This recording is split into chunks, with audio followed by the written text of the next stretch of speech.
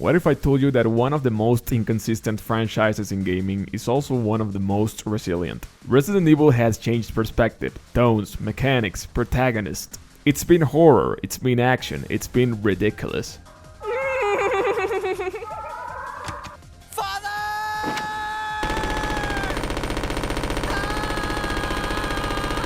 And yet, it still works. So why? Before Resident Evil became a genre-defining franchise, it was almost something else entirely. Resident Evil was originally envisioned as a spiritual successor to Sweet Home, developed by Capcom under director Shinji Mikami and producer Tokuro Fujiwara. The team was heavily inspired by Alone in the Dark and even Dawn of the Dead. But here's the interesting part. The fixed camera angles, the thing people know associated with classic survival horror. It wasn't purely artistic, it was a technical necessity. The original PlayStation could not handle fully dynamic 3D environments with cinematic lighting. So the team used pre-rendered backgrounds, and that limitation created the atmosphere. The hardware restriction became a design philosophy. Fear wasn't just aesthetic, it was engineered through constraint.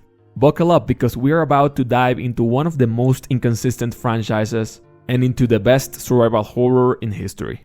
The Resident Evil series was never really about zombies, it was about control, or rather, the lack of it. From the original Resident Evil, the series didn't try to make you feel powerful, it tried to make you uncomfortable. Limited ammo wasn't just difficulty balancing, it was psychological pressure. Every bullet had weight, every healing item mattered. But mechanics alone don't create fear, atmosphere does. The silence in empty corridors, the sound of a zombie around the corner, the way lightning obscure more than it reveals. The fixed camera angles weren't just technical limitations, they were framing devices. The game decided what you could see, and more importantly, what you couldn't.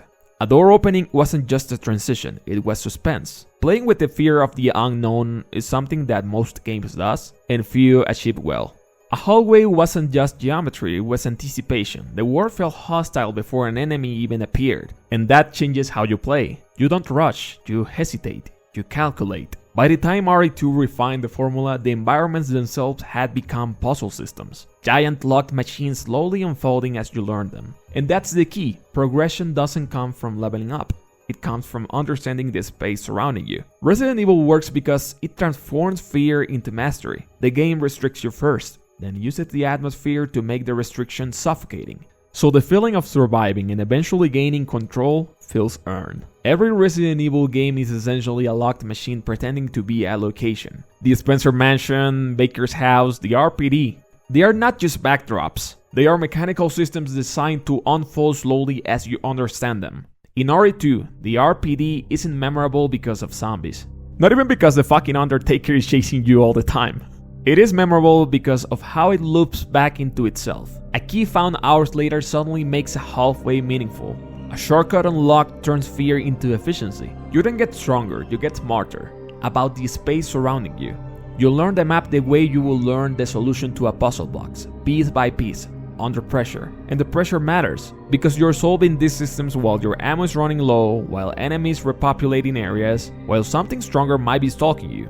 The layered design, exploration, scarcity, threat creates feedback loop. Fear forces caution. Caution forces observation. Observation creates mastery. And when that mastery finally clicks, the game transforms. That place that once terrified you becomes a space you control. That transformation is deeply satisfying and it's repeatable, which is why the original Spencer Mansion or the RPD just feel as compelling decades later. The puzzle box formula doesn't age because understanding space under pressure is timeless design. And it's really satisfying dominating your entire environment, just like in Dark Souls games, which if you have played, I'm pretty sure you know the Undead Borg by heart already.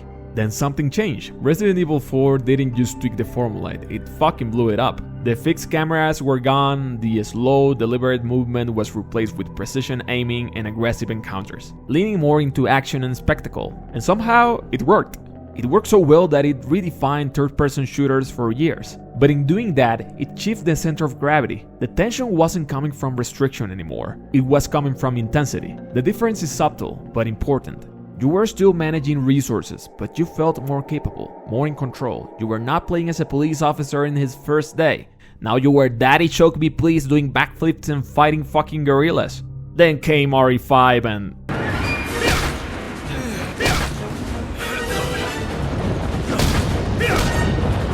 yeah. Completely intended for co-op. What, you guys don't have friends to play with? Do you guys not have phones? Yeah, you guys all have fun. More explosion, fun, yes.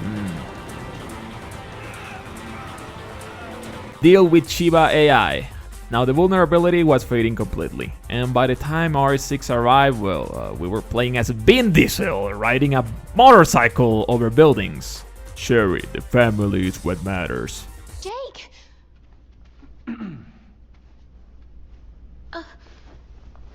Resident Evil.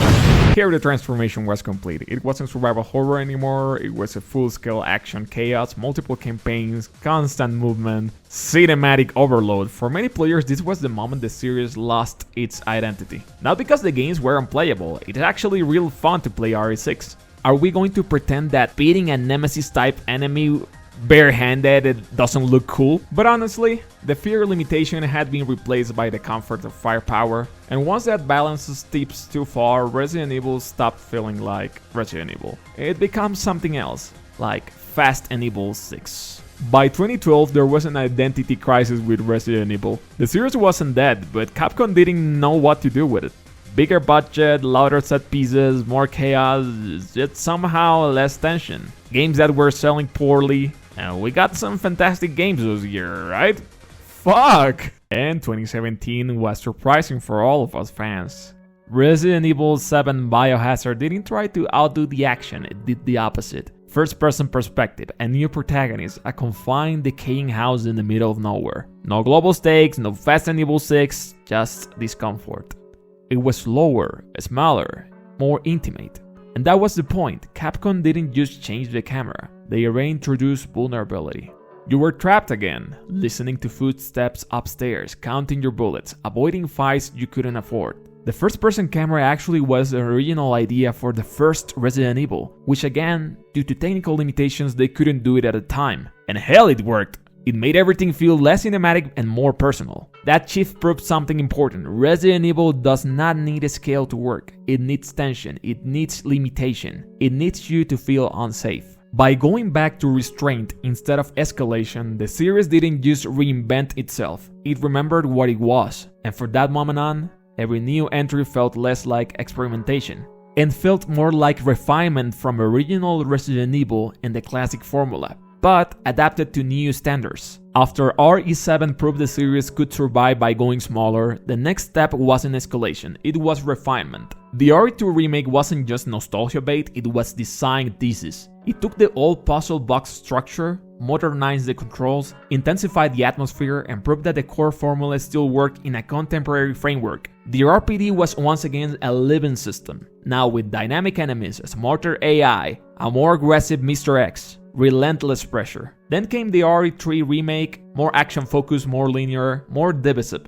but still built on the same mechanical foundation. RE Village expanded outward, blending the intimacy of 7 with the scale and rhythm of RE4. And got mummies because Capcom somehow thought that I would be scared of a tall vampire lady and her 3 hot goddaughters chasing me around. The game was carefully walking the line between horror and spectacle, and finally, RE4 felt like a culmination, not just a remake, but a synthesis. The confidence of the action era, the restraint of the horror revival, the environmental designs of the classics, all working together instead of competing, because it's not either horror or action. You can do both perfectly. What makes this era different isn't that the games are bigger or prettier, it's that they feel deliberate.